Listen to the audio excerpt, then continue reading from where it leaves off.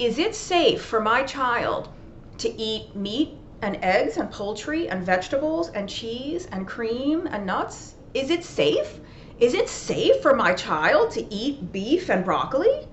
Is it safe for my child to have a piece of roast chicken and some zucchini?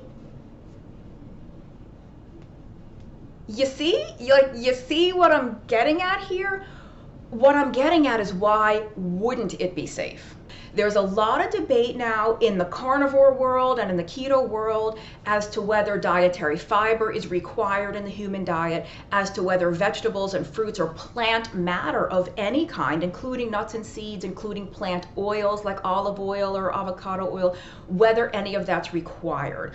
Fiber, oatmeal, steel-cut oats, and whole wheat muffins and bran muffins aren't the only things that have fiber. If you've ever had a dietitian tell you that you need that stuff for fiber, they need to go back to school, because spinach has fiber, cauliflower has fiber, almonds have fiber, you know?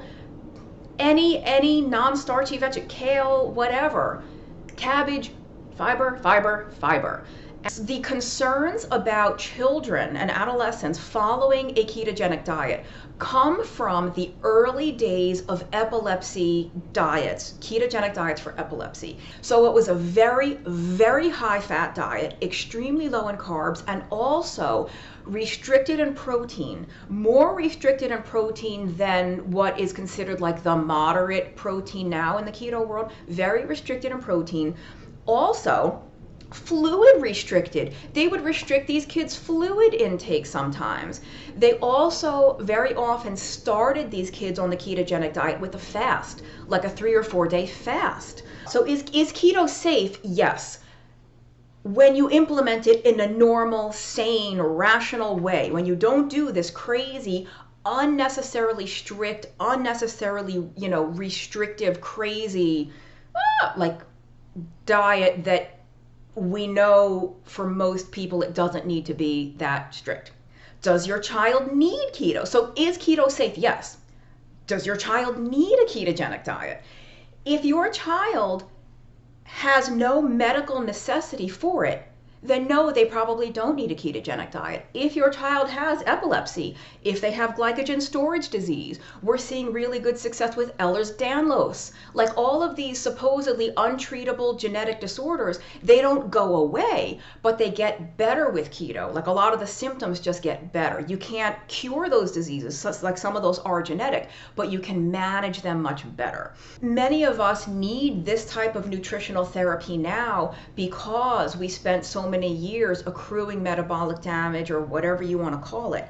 If you have a child, you can just feed them a whole foods, non-crap diet, and they'll remain healthy, with exceptions. I mean, this doesn't hold for everybody everywhere. But if you don't induce the metabolic damage your whole adolescence, teenage years, 20s, 30s, whatever, you don't need to reverse it when you're 40, 50, 60, 70. The problem is that some of these babies are literally marinating in insulin for 9 months. They are born hyperinsulinemic. They are born basically pre-diabetic. But you can see when we have moms who are hyperinsulinemic, we have fetuses that are hyperinsulinemic, and they're born already behind the metabolic curve. And so if you have a toddler who is obese, who has a little fatty toddler liver, then, again, I'm not a doctor, I'm a nutritionist, but in my nutritional opinion, I would recommend a low to very low carb diet, maybe not strict keto, but you want to get that fat out of that liver. You don't want to have them oxidizing carbs all the time because they're eating carbs. You want to have them oxidizing fat, so you've got to get the carbs out of the diet.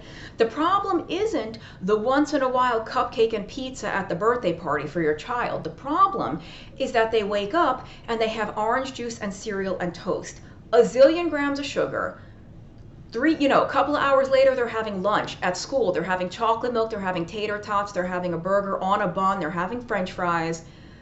They come home from school, they're having animal crackers and juice as a snack. Maybe for dinner, they're having pasta and breadsticks.